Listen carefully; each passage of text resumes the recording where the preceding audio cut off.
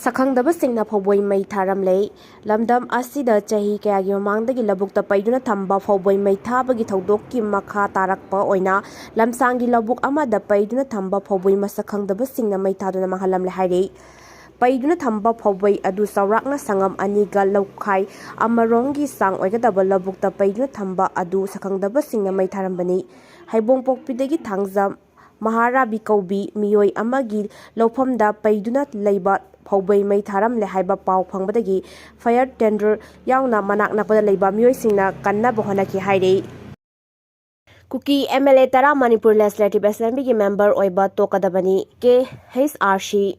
Kuki singi demand asi hena kangkhat hannabagi damakta Kuki MLA Tarana Manipur Legislative Assembly gi member oibadagi toknaba Kuki Human Rights Council na thadorakpa cherol aman haire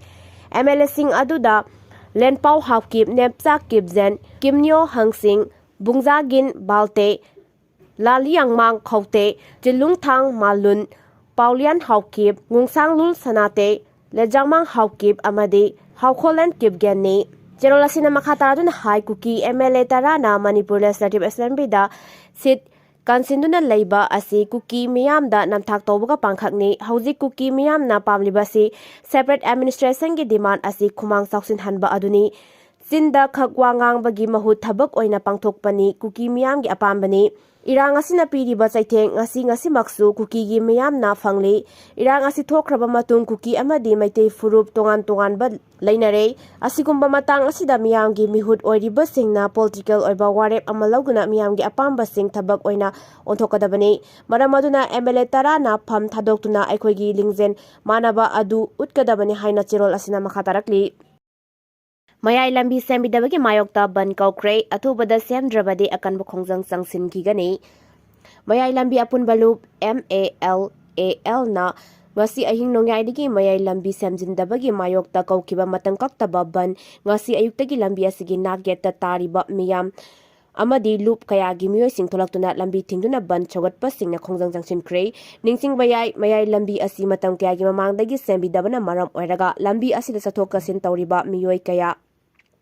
accident thokpa amadi lambi asigi nagyeta tariba miyoi kaya amata khudong sadaba kaya mayok nare haiduna Mayai Lambi apunba lupna Mayai Lambi asi marilaina ba authorities singna samjin view haina tongan ba Khongjang kya sangsinduna lakibani lambi asi samjin tabagi mayokta mamangda su numit kyani lambi tingduna ban chathakiba lekre adubu DC gi maikaidagi lambi asi samjingani haina thajaba pirakpadagi ban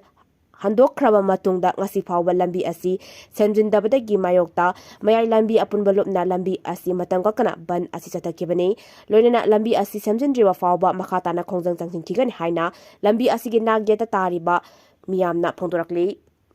Samdel District ke conflict area da lauthokpa ngamdana lerakhiba gari ama AR na recover tawduna mapuda khusinakre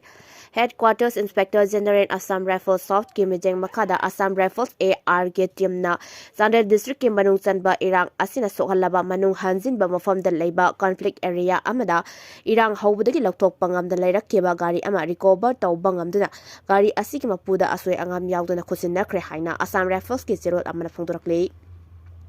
Jerol asina hai gari asi mafam sida thokliba irang asina maram oiraga mafam aduda lauthokpa ngamdan leirakpada gari asige safety gi matangda nungdangba pokul leirakhibani masida Assam Rifles na team ama deploy tawduna security gi oiba kudongsa daba kaya leirabasu gari asi recover tawba ngamlaba matungda secure oiba mafam amada putoktuna thamlaga mechanical inspection tawduna gari asi makhatana operate tawbada kudongtiningai oide haibadu khanglaba matungda puturakibani masigi matungda Assam Rifles ki team asina local authorities singa khusamnaduna gari asigi mapu thinabagi damakta verification gi process kaya sathaduna laklaba matung ngarang gari asi Sugnu police station gi manung chanba mafamda leiba miyoi amagi oirambadagi asoi angam yawda khusinaba ngamkre hairi serola sina makhatana phongdorakpada Assam Rifles na matam punamakta misam miyam gi asset amadi properties singa kuna thamnaba amasung miyamgi thajaba manghandana ba honari Assam Riflesna gari asi recover tauba ngamlakkiba asi haukiba chahi ani makhairom sida lamdam sida thokiba irangna maram oiraga miyamgi gari kaya mafam marang khangdana mangkiba sing adu recover tawduna semjin sajinduna mapusingda khusinanaba lokhalakpa thaurangi saruk ama oina satharakibani sahi asigi April tada Assam Riflesna JCB truck amadi two wheeler yauna gari taruk recover tawduna gari sing adugi mapud da khusinna kiba laikre hairi RSS na ingtapa hanjilak pangamhaloi lengana political road map ama semduna honaba mathau tai Manipur da thokliba chahi ani makai hanjilaklaba crisis asi RSS ki losingba Mohan Bhagavat na lamdam asida lakpana ingtapa hanjilak pangamloi lengangna akhanaba political road map ama semduna Manipur da political solution ama puraknaba honaba amadi miyamgi marakta confidence building semgat naba honabana hena achumba khongthang oigani haina Manipur Pradesh Congress Committee MPCC ki President Kaisam Megachandra phungtokre wafamasi ngarang numit humni ki khongchatta RSS ki lusingba Mohan Bhagavat na Manipur da lakliba khongchat adubu react tawraduna Kaisam Megachandra na mahaki official X account ta post tawduna phongdorakibani Kaisam Megachandra na mahaki X account hadurakpa social media post aduda RSS ki Sarsang Salak Mohan Bhagavat na Manipur da lakpagi khongchat asi MPCC na kopna yengchele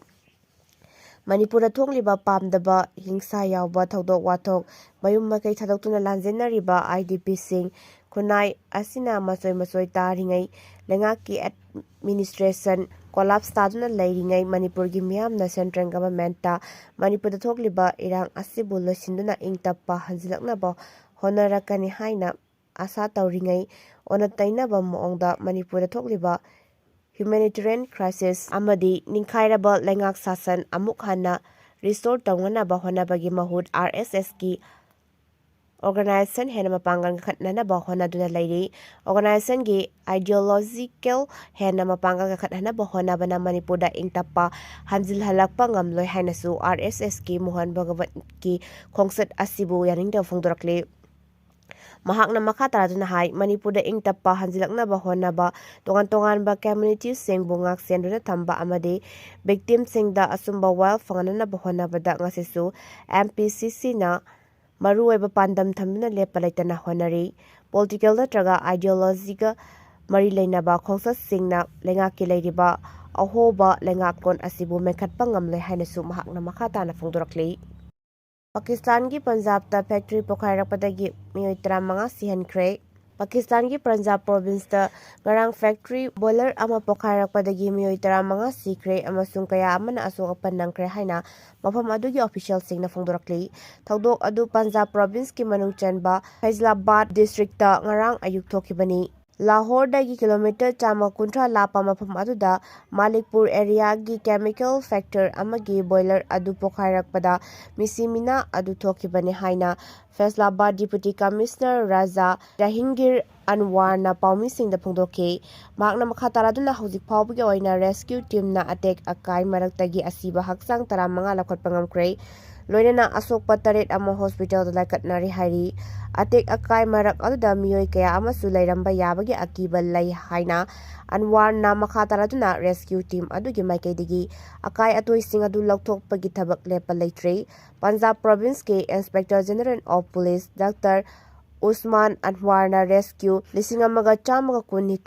chana handuna fire brigade amasung maduga mari leinaba atopa agency singe makaidagi mapung phaba support adu pigani hairi Punjab province ki chief minister Mariam Nawaz na chemical factor adugi boiler pokhairakpada laikitaba sing adugi imung manung gi awabada su saruk yari haiki lunana akupa report ama pikhalaknabasu khangan kibani illegal immigrant khandokpagi thabak khumang sauksinna paikhatlibra haiba lengakna miyamda khangan phamthoi Manipur ga yumthangnariba lebak singdagi ain kaina changsilakliba illegal immigrant amadi refugees sing khandokpagi thabak NDA gi lengakki matamda paikhatlami matam aduda yumthangnariba state singdagi illegal immigrant amadi refugees sing khandokpagi thabak yumthangnariba state singi losingba singe makaidagi yaningda phungtoknarakki adubu ngasidi Nagaland amadi Mizoram state sing yauna yumthangnariba lebak singna isu asibu mamutana ꯈꯪꯂꯛꯄꯗꯒꯤ elegant ꯏꯃꯤꯒ꯭ꯔꯦꯟ ꯑꯃꯗꯤ ꯔꯤꯐ꯭ꯌꯨꯖꯤꯁꯤꯡ ꯈꯟꯗꯣꯛꯄꯒꯤ ꯊꯕꯛ ꯂꯦꯞꯇꯅ ꯆꯪꯁꯤꯜꯂꯛꯂꯤ꯫ Elegant ꯏꯃꯤꯒ꯭ꯔꯦꯟ ꯈꯟꯗꯣꯛꯄꯒꯤ ꯊꯕꯛ ꯃꯤꯖꯣꯔꯥꯝꯗ ꯈꯨꯃꯥꯡ ꯆꯥꯎꯁꯤꯟꯅ ꯆꯪꯁꯤꯜꯂꯛꯂꯤ꯫ ꯏꯁꯨ ꯑꯁꯤꯒꯤ ꯃꯇꯥꯡꯗ ꯈ꯭ꯋꯥꯏꯗꯒꯤ ꯏꯍꯥꯟ-ꯍꯥꯟꯕ ꯗꯥꯏꯇ ꯂꯧꯈꯤꯕ ꯃꯅꯤꯄꯨꯔꯗ ꯉꯁꯤꯗꯤ